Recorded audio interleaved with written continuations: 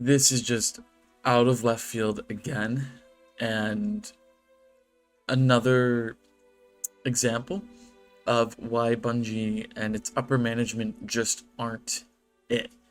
And something sincerely needs to change with Bungie because at this point, it's not the people they're laying off that's the problem. It's the people who are doing the laying off that are the issue. Now, I found this chart which shows how the pre-orders for Final Shape did skyrocket after the second reveal of the somewhat newer version of the Final Shape, and that was a really good sign overall for the health of the game. Not to mention that on the launch of Final Shape, there were so many players on that Bungie was on pace to break Destiny 2's concurrent player rate, but it just didn't happen because of server issues.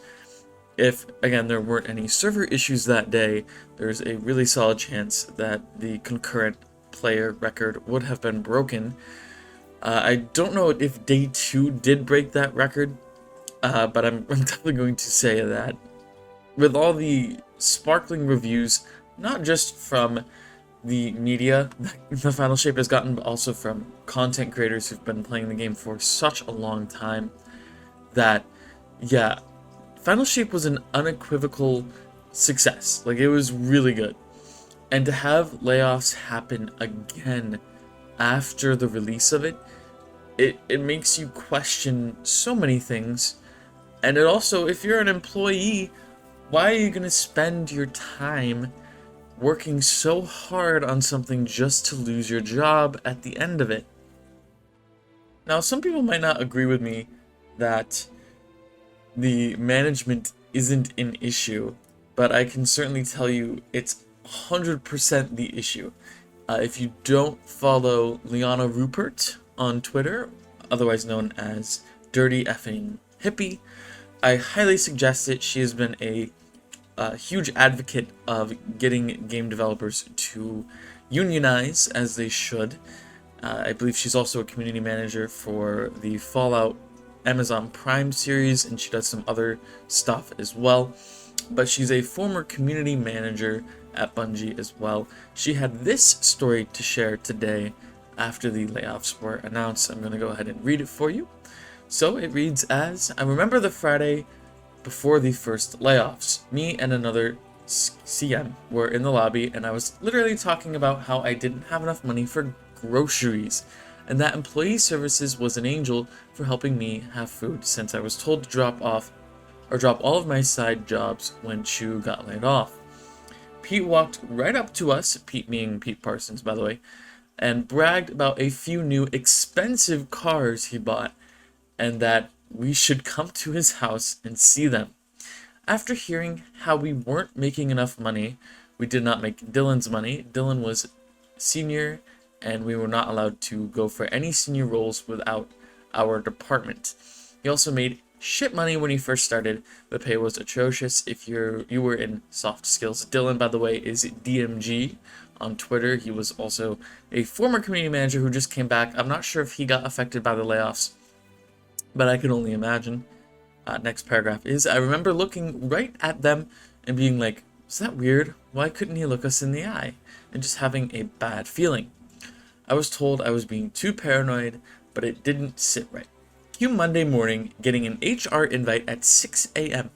Even though I said specifically I would never talk to HR without a manager present due to horrible interactions with the head of HR there, she's gone thankfully, when I couldn't get a response on what the meeting was. I knew.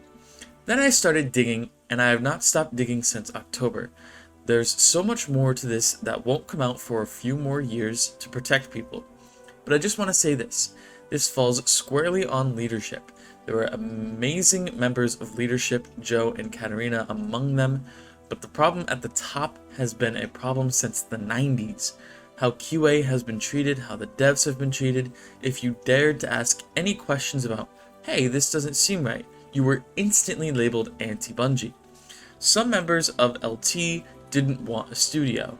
They wanted a cult to worship their legacy. So we're going to take your legacy because it is owed, especially the people you threw away that have spent their entire careers, some close to 20 years, with you, for you, in spite of themselves. So obviously that's a lot of things to unpack there, but the main thing is just how tone deaf Pete Parsons is as a CEO. And I know that in the initial layoffs, Parsons and some other brass did cut their bonuses to help with the financial struggles. But you would think if the company is struggling so much financially that whoever was responsible or is responsible for those financials would be the one getting laid off. But again, that just hasn't been the case. Instead, it's the people who make the least amount of money and do the most amount of work. And, I talked about how D2 Final Shape might have broken the concurrent player record if there weren't any server issues. And there might have been server issues for the reason of just not having enough people to fix it. Not having enough QA people around to patch up the servers while the largest launch in D2's history was happening. And that's a direct result of Bungie just not handling their money properly. And it's just another bad look when the Sony deal went through, that layoffs were ensured not to happen, and it hasn't happened just once but twice since the partnership has gone through. And there's even a slightly more disgusting thing about these layoffs. This is a tweet from D2CBRO. Pete Parsons has spent $2.4 million on cars, trucks, and bikes on one single auction site since late 2022. Since the Bungie layoffs in October 2023, he spent around $500,000 on vehicles. Now, of course, this would be different if there were no layoffs at all, but imagine how many employees Bungie could have kept if this money was put elsewhere.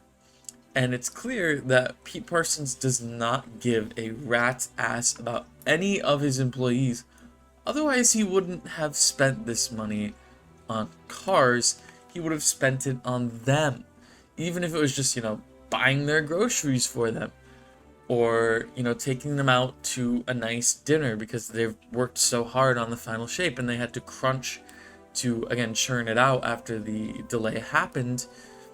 I mean, it's crazy. It's crazy to me how this has only gotten worse and Bungie hasn't learned from their mistakes clearly. And it makes the final shape, the high of the final shape, at least as a fan of the franchise and the studio, it makes it feel less than. It makes it feel as though it was just a fluke. Maybe not necessarily a fluke, because listen, all these devs are talented, but it lessens the impact it had on the overall feeling, the good feeling that it gave this franchise, because most of the people who made it a fantastic experience are gone. And again, it's shameless for Parsons to act this way. A lot of people are calling for him to step down, and from what I've seen, I totally agree with that, because man, it is just a horrible look to have this happen twice. And it's obviously an issue from the top down, obviously, because again, these devs put together the best expansion to date. What has Pete Parsons done? Buy a bunch of cars. And it's sad. It's really, really sad. Again, I want to extend my condolences to everyone who was let go. It sucks. Again, Liana Rupert is someone who I think is also sharing LinkedIn accounts, or at least promoting them, doing references.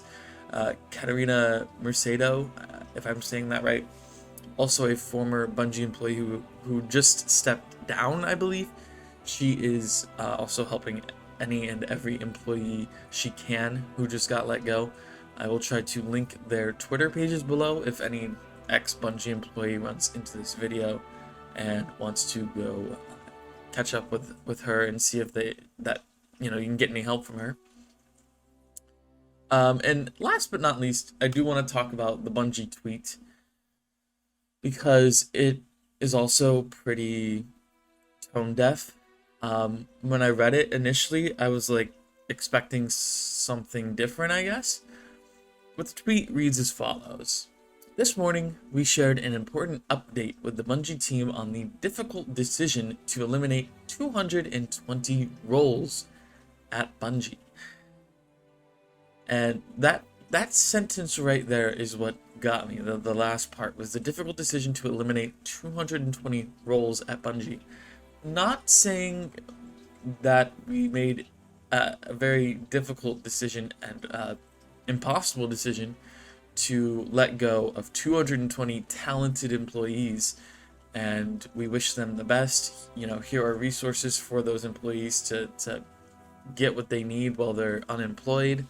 I mean, it's crazy to me how this tweet is also tone deaf, probably because they fired community managers and they can't, put something out that is a little bit more on message, because you're not eliminating 220 roles, you're essentially making 220 people jobless. And it's such an inhuman tweet to put out. And I mean, everything about this is inhuman because, again, last time in October, some employees found out through Twitter and they came into work, tried to log into their work computer, and their stuff wasn't working. They're like, well, this is weird. And then they figured out, yeah, you're fired, you're laid off. And some people found out through Twitter, no less, that they were let go. And that is just another example of poor management, poor communication. And again, something just really needs to change at this rate. Hopefully it's sooner rather than later. But thanks for watching this video. Again, go follow some of these amazing people like Liana Rupert, who are advocating for this very important thing, which is making sure that these game devs are protected like they should be. Because obviously, Pete Parsons and company give zero shits about them. Anyways, thanks again, and I'll see you guys next time.